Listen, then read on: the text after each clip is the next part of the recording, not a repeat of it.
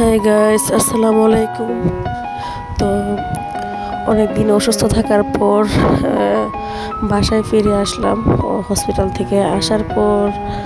তো যেদিন আমি হসপিটাল থেকে বাসায় আসছি তারপর দিন প্রায় 3টা হবে, এমনই 2টা কি 3টা হবে, আমার শাশুড়িকে নিয়ে আবার ঢাকা ব্রাহ্মণবাড়িয়া চলে আসলো আমার ননাস আর জাল।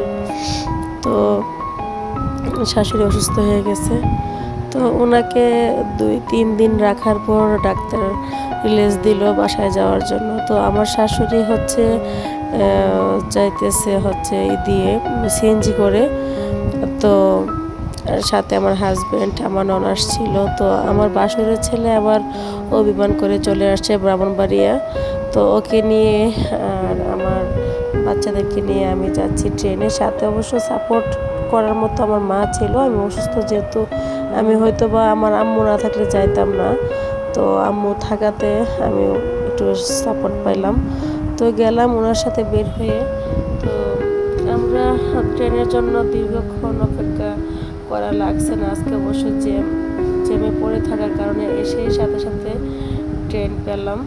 তো ট্রেন শুধু পেলাম না, ট্রেন অনেক কষ্ট করে ধরছি। ট্রেন প্রায় সিগন্যাল দিয়ে ফেলছিল ছেড়ে দিবে। তো আমরা অনেক কষ্ট করে ট্রেন ধরলাম। ট্রেনে উঠে তো আর কি করার, শয়তান তো একটু লাড়ে। তো ভিডিও শুরু করলাম। তো ভিডিও করতে করতে প্রায় আমরা অনেক দূর চলে আসছি। আমরা প্রায় গড়ডা ব্রিজের উপর চলে আসছি। তো এখন আমরা যে রাস্তা দিয়ে যাচ্ছি সেটা হচ্ছে খড়মপুর যাওয়া যায়, বা সিলেট লাইন বলে এটাকে। সিলেট চট্টগ্রাম 2টা লাইনই 2 দিকে গেছে। তো আমরা সিলেট লাইনের যে গাড়ি, সেই গাড়িতে উঠে পড়লাম। তো সেটার হতে পারে জয়ন্তিকা, জয়ন্তিকা ট্রেন ছিল। তো আমরা ট্রেনে বসে বসে প্রায় অনেক ভিডিও নিলাম। আমার কাছে আসলে প্রকৃতি অনেক ভালো লাগে। আমার মনে চায় যে আমি প্রকৃতির মাঝে হারিয়ে যাই। প্রকৃতি আমার অনেক ভালো লাগে। এটা আসলে আমি জানি না আপনারা বিশ্বাস করবেন কি না, কিন্তু প্রকৃতি আমার অনেক ভালো লাগে। আজকে এখানে আসার মাধ্যম একটাই, আমি ঘোরাফেরা করব, এখানে সেখানে যাব বা যাই, সেই প্রকৃতিগুলাকে তুলে রাখা স্মৃতির ফ্রেমে, এটাই অনেক কিছু। আসলে আপনারা দেখেন আমার ব্লগের মধ্যে তেমন স্পেশাল কোনো ব্লগ ভিডিও আমার নেই, কারণ আমার এই আসা যাওয়া ঘোরাফেরা এগুলোই একটু বেশি আমি লাইক করি। তো ঘোরাফেরা, দেখা, প্রকৃতি। এই যে এখানে একটা বট গাছ আছে খড়মপুর মাজারের পিছনে, কড়ি গাছ। তো এই কড়ি গাছটা নিচে আমি একটা সময় আমার হাজব্যান্ড, বাচ্চা কাচ্চা এদেরকে নিয়ে ফুচকা চটপটি পার্টি দিতাম। তো পানির সিজন আসলে, এখন পানি নাই। তো যাই হোক, আমরা কথা বলতে বলতে দেখাইতে দেখাইতে আমরা অনেক দূর চলে আসলাম। যেহেতু এটা জয়ন্তিকা সিলেট লাইন, তো আমরা স্টেশনে প্রায় আসার পথে আমরা স্টেশনে ঢুকবো, সিগন্যালের কাছে চলে আসছি। তো এসেই পড়লাম প্রায়। তো কি করার, আর এখন নামবো। তো নামার সময়টা হয়তো মোবাইলটা হাতে থাকবে না। তো যাই হোক, এটা হচ্ছে আজিমপুর স্টেশনের যে পুকুরটা, পুকুরে নিলাম। তো নিতে নিতে অনেক কথাই বলে ফেলি, অনেক বক বক করি। জানি না আপনারা কেমনভাবে এটা নেন।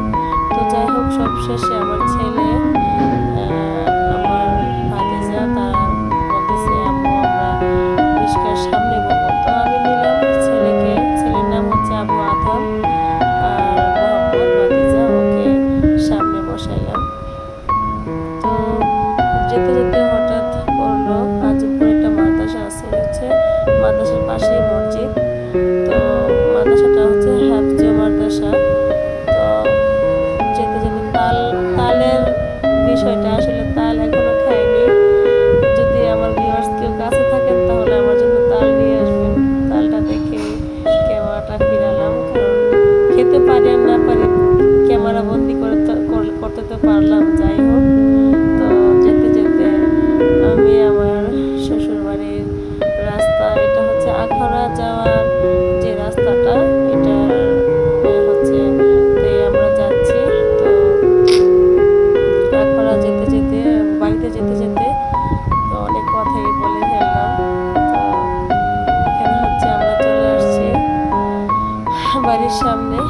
বাড়ির সামনে আসার একটাই কারণ, সেটা যে আমার ভিডিওটা দেখবে সে বুঝবে আমি কেন আসছি। এটা হচ্ছে আমাদের গ্রামের বাড়ি। তো এখানে আখিবুটিক্স যে লেখাটা ছিল এটা হচ্ছে আমার অনেক দিন আগের একটা দোকান ছিল। তো দোকানটা আমি অবশ্যই এখানে নেই, তবে আমার স্মৃতি হিসাবে আমার দোকানটা আছে এখানে আমার বাড়ির সামনে। আমি দোকানটা দিয়ে রাখছিলাম বা একটা সময় দোকান দিয়ে আমি আমার ছেলে মেয়ে নিয়ে চলছি। তো যাই হোক, এখন এটা হচ্ছে আমাদের পুরাতন যে একটা বাড়ি এটা। তো আমরা নামতেছি, আমি ভাড়া দিচ্ছি, আমার ছেলে আমার মোবাইলটা হাতে নিল। তো ভাড়া দেওয়া শেষ, আমি বাসাটার সামনে গেলাম, মানে আমাদের বাড়ি, শ্বশুর বাড়ি। এটা আমার বলতে আমার বাড়ি না, এটা আমার শ্বশুর বাড়ি। তো যাই হোক, গেটটা অবশ্য লাগানো, তো কি করবো, দুই বিল্ডিং এর মাঝে চাচা শ্বশুর আর আমার শ্বশুরের। তো শ্বশুরের মাঝখান দিয়ে একটু রাস্তা আছে অথবা 3 ফিটের, এই রাস্তা দিয়ে যাচ্ছি ভিতরে। তো ভিতরে আসলে ভিডিও করার মতো তেমন কিছু নেই, তো অন্য আরেকদিন দেখাবো যদি পারি। আমার এর মধ্যে রুমের মধ্যে লাইট কিছু নেই। তো যাই হোক, আমি অন্য আরেকদিন দেখাবো আমাদের বাড়িটা। তো একটু কথাবার্তা শেষ করে ঘুরতে বের হলাম, যেহেতু বৃষ্টি পড়তেছে। তো বৃষ্টির কারণে আসলে গেছি ঠিক আছে, কিন্তু আমার শাশুড়ি আমার আগে পৌঁছে গেছে। তো বৃষ্টির কারণে কোথাও যাওয়া যাচ্ছে না। তো আমি আমার রাস্তার অপোজিটে আমাদের আরেকটা বাড়ি আছে, তো ওই বাড়িটা কাছে যাবো ভাবতেছি। তো যেতে পারতেছি না, ওই যে সিঁড়ি আসা যাওয়া করতেছে।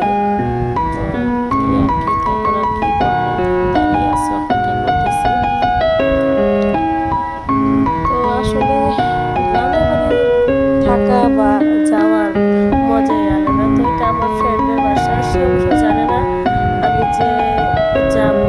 তো হঠাৎ গেলাম, ওর জানালা বা দরজা খোলা আছে, আমি দেখছি কিন্তু ও আমাকে দেখে নাই।